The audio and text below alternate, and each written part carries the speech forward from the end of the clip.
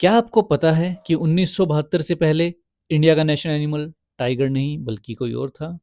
और क्या आप जानते हैं कि अपने घर पर तिरंगा फहराना आपका एक फंडामेंटल राइट है, जो आपको साल 2002 से पहले नहीं मिलता था? हेलो फ्रेंड्स, स्वागत है आपका आपके अपने चैनल हल्का बस्ता पर। आज हम इंडिया के नेशनल सिंबल से जुड़ी कुछ ऐसी अमेजिंग फैक्ट्स और उनके पीछे की हिस्ट्री जानेंगे, जो आपके एग्जाम के लिए तो इम्पोर्टेंट है ही, पर एक इंडियन होने के नाते भी आपको हैरान कर देंगी। और हाँ, वीडियो के बिल्कुल एंड में मैंने 3 एमसीक्यूज रखे हैं, तो वीडियो को ध्यान से देखना और अपने स्कोर कमेंट सेक्शन में ज़रूर बताना। चलिए शुरू करते हैं। तो सबसे पहले बात करते हैं हमारी जान हमारे तिरंगा की। हमारे तिरंगा को कॉन्स्टिट्यूएंट असेंबली ने 22 जुलाई 1947 को एडॉप्ट किया। पर क्या आपको पता है हमारे फ्लैग में हमेशा से अशोक चक्र नहीं था? 1931 में जब नेशनल कांग्रेस ने इसे पहली बार एक्सेप्ट किया, तब इसमें बीच में चरखा हुआ करता था, जैसा कि आप इमेज में देख पा रहे हैं। हमारा तिरंगा 3 रंगों से बना है। सबसे ऊपर सैफरन, जो साहस और रिनंसिएशन यानी कि त्याग को दिखाता है। बीच में व्हाइट, जो ट्रुथ और प्योरिटी को दर्शाता है। और सबसे नीचे का डार्क ग्रीन कलर हमारी धरती की हरियाली, लाइफ की अबंडेंस यानी कि संपन्नता, एंड प्रोस्पेरिटी यानी कि समृद्धि और खुशहाली को दर्शाता है। व्हाइट स्ट्रिप के बिल्कुल सेंटर में 24 स्पोक वाला एक चक्र होता है, जो प्रोग्रेस और मूवमेंट का साइन है।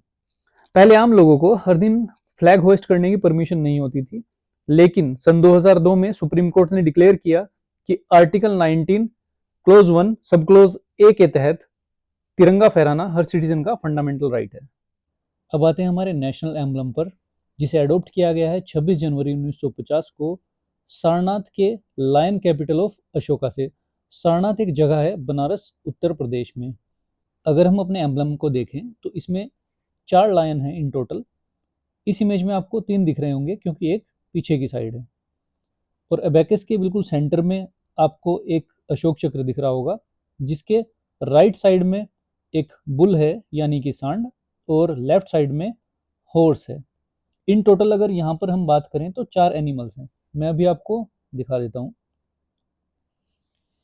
देखिए, ये अलग अलग डायरेक्शन से हमारे एम्बलम की इमेज है। अगर हम यहाँ पर देखें तो आपको एलिफेंट दिख रहा होगा, यहाँ पर हॉर्स दिख रहा होगा, और यहाँ पर एक बुल दिख रहा होगा, और यहाँ पर एक लायन दिख रहा होगा। तो इन टोटल 4 एनिमल्स हैं जो हमारे एम्बलम पर हैं। बट जो फ्रंट व्यू है, सामने से देखने पर हमें सिर्फ 2 ही दिखाई देते हैं। और वो 2 कैसे हैं, उनकी पोजीशन क्या है? लेफ्ट साइड में है हॉर्स और राइट साइड में है बुल। इसको याद रखने की ट्रिक सिंपल सी है, क्योंकि कई बार ऐसा क्वेश्चन आ जाता है कि कौन सी साइड, मतलब लेफ्ट साइड कौन सा है और राइट साइड कौन सा है। तो जैसा कि हमारे चैनल का नाम है हल्का बस्ता, एच आता है लेफ्ट साइड में और बी आता है राइट साइड में। तो बी से बुल राइट साइड में और एच से हॉर्स लेफ्ट साइड में। ऐसे आप याद रख सकते हैं इसको बहुत ही इजीली। अब हम एक चीज और देखेंगे इसमें, कि जो ये पूरा स्ट्रक्चर है, ये एक बेल शेप्ड लोटस के ऊपर रखा हुआ है। जैसे कि आप इस इमेज में देखेंगे, ये देखिए यहाँ पर ये बेल शेप्ड लोटस है उल्टा, इसके ऊपर अपना एम्बलम टिका हुआ है। लेकिन हमने एम्बलम सिर्फ इतना ही एडॉप्ट किया है, ये वाला जो पोर्शन है इसको हटा दिया। अब सबसे इंपॉर्टेंट बात, इसके नीचे देवनागरी स्क्रिप्ट में लिखा गया है सत्यमेव जयते। ये वर्ड कहाँ से लिए गए हैं? ये डायरेक्ट एग्जाम में आ जाता है। तो ये वर्ड लिए गए हैं मुंडका उपनिषद में से। ठीक है, ये बहुत ही ज्यादा इंपॉर्टेंट है और ये कई बार एग्जाम में पूछा जा चुका है। अब और ज्यादा क्लैरिटी लेने के लिए अपने एम्बलम को हम 3D वीडियो की हेल्प से देखते हैं। The national emblem of India, back to back. The base features an Ashoka Chakra. Encoded below is the inspiring motto Satyamev Jayate, truth alone triumphs. चलिए अब बात करते हैं हमारे नेशनल एंथम की, जो है जनगण मन, जिसे लिखा था रविंद्रनाथ टैगोर जी ने, ओरिजिनली बंगाली भाषा में। और इसे अपनी कॉन्स्टिट्यूएंट असेंबली ने अडॉप्ट किया 24 जनवरी 1950 को हिंदी वर्जन में। जनगण मन सबसे पहले जनवरी 1912 को भारत विधाता टाइटल के अंडर तत्वबोधिनी पत्रिका में पब्लिश हुआ था। इस सॉन्ग को रविंद्रनाथ टैगोर जी ने इंग्लिश में 1919 में ट्रांसलेट किया और उसका टाइटल था मॉर्निंग सॉन्ग ऑफ इंडिया। और सबसे पहले 27 दिसंबर 1911 को कांग्रेस के कैलकाटा सेशन में अपने नेशनल एंथम को गाया गया। नेशनल एंथम के फुल वर्जन को गाने में 52 सेकंड लगते हैं और शॉर्ट वर्जन को गाने में यानी कि फर्स्ट एंड लास्ट लाइन को गाने में 20 सेकंड लगते हैं। ये बहुत ही ज़्यादा इंपॉर्टेंट है और कई बार इंटरव्यू में डायरेक्ट क्वेश्चन यहाँ से पूछ लिया जाता है। एंथम के बाद नंबर आता है हमारे नेशनल सॉन्ग का, जो है वंदे मातरम, और जिसे कंपोज किया है बंकिम चंद्र चटर्जी ने, ओरिजिनली संस्कृत लैंग्वेज में। नेशनल सॉन्ग को अडोप्ट किया गया है 24 जनवरी 1950 को। ये सेम डे है जिस दिन नेशनल एंथम को अडोप्ट किया गया था।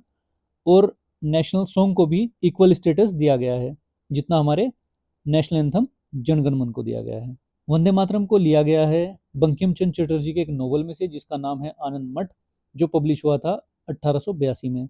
जैसा कि हमने अभी देखा है, ओरिजिनली ये संस्कृत लैंग्वेज में था, लेकिन इसको इंग्लिश में ट्रांसलेट किया है श्री अरविंदो घोष ने, और पहली बार इसको गाया गया 1896 के कांग्रेस सेशन में। अब आते हैं हम नेशनल कैलेंडर पर। दोस्तों, क्या आप जानते हैं हमारा सरकारी नेशनल कैलेंडर कौन सा है? ये जानने से पहले देखते हैं हम क्या होता है ग्रेगोरियन कैलेंडर।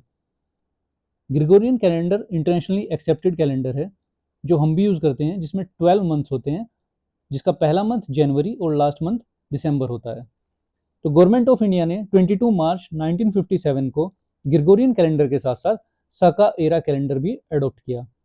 जैसा कि ग्रेगोरियन कैलेंडर में फर्स्ट मंथ होता है जनवरी और लास्ट होता है दिसंबर, सिमिलरली साका एरा कैलेंडर में फर्स्ट मंथ होता है चैत्र और लास्ट मंथ होता है फागुन।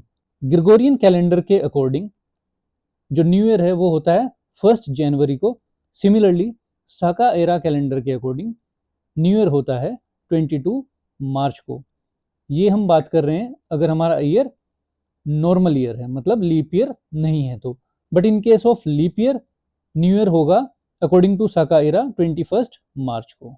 साका एरा कैलेंडर में नॉर्मल ईयर 365 डेज का होता है, but in case of leap year एक दिन और बढ़ जाता है तो टोटल 366 डेज हो जाते हैं, जैसा कि हमारा नॉर्मल कैलेंडर में होता है, यानी कि ग्रेगोरियन कैलेंडर में होता है। तो चलिए अब आते हैं उस सवाल पर जो स्टार्टिंग में मैंने आपसे पूछा था। आज हमारा नेशनल एनिमल टाइगर है, आप सभी जानते हैं, लेकिन 1972 से पहले हमारा नेशनल एनिमल हुआ करता था लायन। 1972 में लायन को रिप्लेस कर दिया गया टाइगर से। इसके अलावा एक और इम्पोर्टेंट इन्फॉर्मेशन जो मैं आपको देना चाहता हूँ, आप अपने नोट्स में उसको ऐड कर लेना।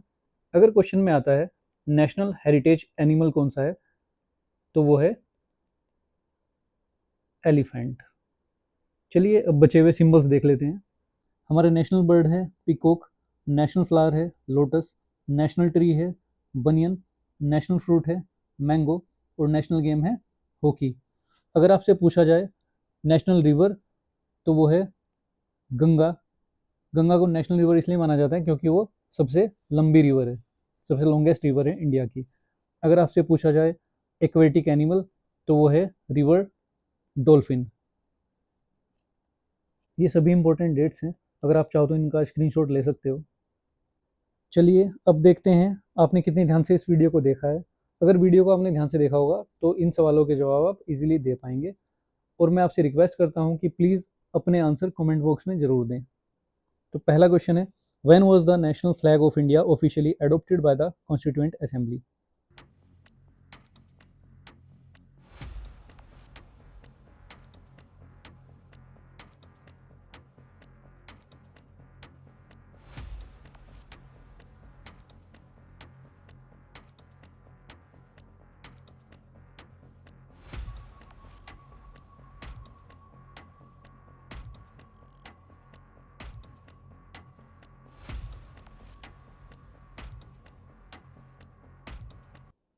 Thank you for watching the video. अगर आपको वीडियो पसंद आई हो तो please like the video and do subscribe to my channel. Thank you very much.